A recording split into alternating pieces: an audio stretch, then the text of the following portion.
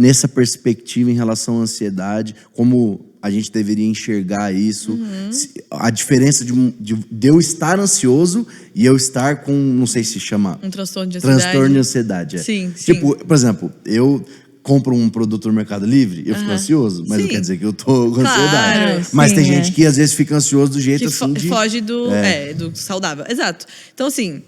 Ansiedade é um sentimento normal, isso é óbvio, né? A gente se sente ansioso quando a gente está dentro de um contexto como esse, ou a gente tem um desafio que a gente tem que fazer, uma prova e tal. É um sentimento super adaptativo, ou seja, ele é saudável que a gente tenha ele, né? Ele faz a gente se preparar mais, ele faz a gente ficar num estado mais de alerta para situações que a gente tem que prestar atenção e tal. É ótimo. Só que, se a gente for olhar... Claro que sempre existiram, né, questões de ansiedade, até na Bíblia já está falando lá, não andeis ansiosos por coisa alguma, porque faz parte da condição humana a gente ser ansioso, ter essa ansiedade, mas a questão é que a nossa sociedade, a forma como ela foi evoluindo, faz com que a gente chegue hoje num modelo de sociedade que é quase impossível a gente não sofrer com a ansiedade se a gente não tiver, assim, a nossa mente no lugar certo. Porque a gente tem muitas preocupações. Tem trabalho, né, metas, objetivos. Hoje em dia, você abre seu celular, você tem ali comparação. E você tem acesso. Antigamente, cara, você tinha só acesso ao que estava acontecendo na tua cidade. Você tinha que esperar a informação chegar do boca a boca. Na época de Jesus lá, ele mandava carta. Você não ficava ansioso porque estava tendo uma guerra em outro lugar se você nem ficou sabendo. Ou você nem sabe o que seus amigos estavam fazendo. Às vezes sabe. Na sua casa, então, casa, mais próximo, você não tinha celular, você nem sabe. Vai demorar para chegar até você uma informação de uma coisa, alguém estava doente, vai demorar muito. Então, se a gente for olhar antigamente, tinha preocupações, ele falava, não andeis ansiosos quanto que tem de comer, de beber, de vestir. Eram preocupações, mas tipo, será que a gente vai ter comida? Porque tinha uma escassez nessa realidade. Será que a gente vai ter o que vestir? Tá bom, mas é uma coisa mais perene. Hoje em dia, você abre e você fala, cara, será que na minha escola vai ter um atentado amanhã? Exatamente. E vão me esfaquear? Será que vai explodir uma bomba e qualquer... Então, assim, a gente tem noção do mundo inteiro e de todas as possibilidades das coisas irem mal. Não só na minha vida pessoal, ou seja, na minha mãe que tá doente, no meu tio que tá lá do outro lado do mundo, mas sei que ele tá passando dificuldade financeira, não só no meu contexto micro, mas no macro. Ao aquecimento global. Vai até o aquecimento global, vai até os animais que estão lá, os ursos polares. Então, a gente, tipo... Você assina lá o The News, né? Aí chega lá de manhã, você fala, caraca, eu tenho um peso do mundo inteiro nas minhas costas. Então, não tem como a gente comparar o nível de ansiedade que a gente é exposto hoje ao que era um século passado. Sim. Então, de fato, faz sentido. O nosso cérebro ele não conseguiu se desenvolver e evoluir a ponto da gente conseguir lidar com tanta coisa que a gente é exposto hoje em dia. Então, aí, dentro disso, tem... pessoas que já têm uma tendência, às vezes genética, às vezes tem uma história de vida, tem ali uma série de fatores, tipo ingredientes que se juntam e faz a pessoa não só se sentir ansiosa em alguns momentos que são normais, como ela ter um transtorno de ansiedade. Aí tem vários transtornos. O mais comum que a galera confunde, né, é o TAG, que é o transtorno de ansiedade generalizada, que é aquela pessoa que ela tem uma preocupação excessiva, intensa, frequente com tudo, basicamente. E ela não consegue, tipo, desligar esses botões de preocupação. E ela sofre por essas coisas, ela não consegue, sabe, lidar com aquilo. É diferente de uma pessoa que sente ansiedade, ela pode ficar até meio mal ali num dia, mas ela se regula e ela segue em frente. Então, uma pessoa com TAG... Aí ela vai sofrer bastante, né? Ela pode ter crises. Isso a pessoa, ela nasce, ela desenvolve... Não, ela não nasce. Todo transtorno mental, a gente fala que tem uma causa multifatorial.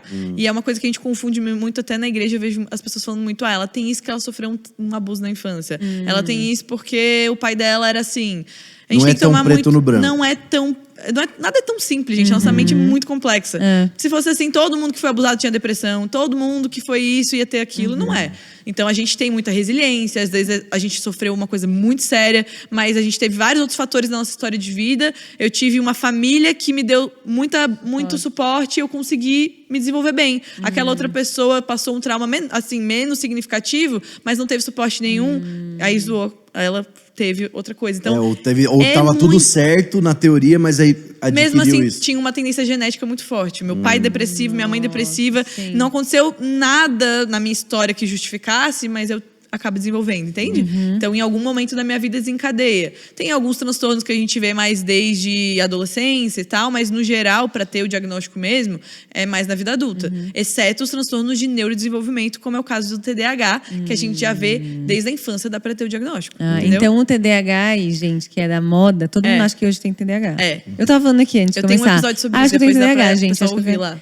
Não, esse episódio é fantástico, Vai fantástico. Fiquei Porque 2 aí eu vezes. explico bem. Então, e é legal que você deu um gancho, que é justamente isso. Porque eu vejo, lidero adolescentes, liderei também na igreja local, liderei com o Dunamis.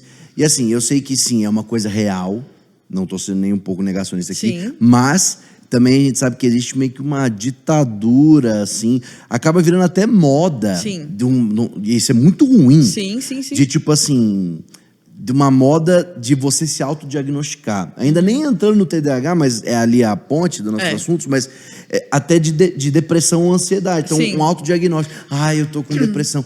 Eu acho que eu tô com ansiedade. E na verdade, às vezes não. Na verdade, às vezes é uma falta, vamos lá, de paternidade, de uma falta de ter realmente uma atenção. Sim, de não e às saber vezes lidar acaba direito com as achando suas emoções, nesse seus lugar. sentimentos. Exato. Então, assim, muito bom isso, porque o lado bom da gente ter mais informações hoje na internet é que isso ajuda, como a gente falou antes. Sim, O lado ruim é que tem isso. A galera lê e fala, eu acho que eu tenho isso. Aí agora eu me Desculpa boto... nesse teste de 10 perguntas se você é depressivo. Aí eu me boto nessa caixinha, nesse rótulo, e às vezes uso disso pra dar justificativas do meu comportamento. E aí eu não busco tratamento, não busco ajuda. É muito comum ver a galera com TDAH, cara, eles têm realmente uma dificuldade, vão ser mais esquecidos, Mas se você não tem uma agenda, se você não bota um despertador para os seus compromissos, se você não tenta se organizar e fazer o que é possível, diga assim, que tá no teu alcance, não dá pra botar a culpa no transtorno, entendeu? Então, a mesma coisa da ansiedade. Cara, se você não tá fazendo tratamento, tem um diagnóstico legal não, né? Que ruim. Mas você precisa buscar tratamento, você precisa cuidar de você, dormir bem, se alimentar bem, praticar exercício físico, que ajuda muito. Aí a galera se cuida péssimo e fica lá, tipo, tem esse diagnóstico, não busca ajuda, não faz nada e quer que Deus, milagrosamente, às vezes ele faz um milagre, eu creio, como cristã. Mas não dá pra gente fazer só... tem que fazer a nossa parte, né? Sim. Então você acha que só para ter um diagnóstico do TDAH, você fala que tem que ter um exame, Qualquer que comprova, diagnóstico. né? Qualquer diagnóstico tem uma série de critérios. Se você pegar lá o DSM, é um livro dessa grossura. DSM é o manual de diagnósticos de transtornos mentais e ele traz estatisticamente quantas % tem na população, se tem mais em homem, mais em mulher. De 10 critérios, para diagnosticar tem que ter pelo menos 5 critérios e tem que acontecer numa frequência e numa intensidade X durante tanto tempo. Nossa, Então, às vezes, você tá triste durante... Uma semana ficou super triste. Eu tô com depressão. Não é assim. Tem que entender o contexto. Às vezes, a sua mãe morreu. Você tá triste. É normal, você tá em luto. Aí, se começa a durar mais do que 2 semanas, você tá todos os dias. Aí, tem toda uma série de coisas. Caramba. Então, precisa buscar um profissional. O TDAH... Nem todo psicólogo sabe fazer o diagnóstico. É melhor um neuropsicólogo. Um psiquiatra, às vezes mais psiquiatra, mas pode ser que esteja mais preparado, mas um neuropsicólogo está super preparado. Então você tem que buscar entender. Às vezes é só uma falta de atenção, às vezes é ser distraído. Você tem que ter todas as coisas juntas. E aí tem uma questão que é cerebral mesmo, por isso que é um transtorno do neurodesenvolvimento, porque o TDAH... déficit de atenção, o autismo, por exemplo, eles estão dentro desses distúrbios do desenvolvimento, que desde criança a gente já vê e a gente consegue ver muito questões mesmo biológicas que mostram aquele transtorno, entendeu?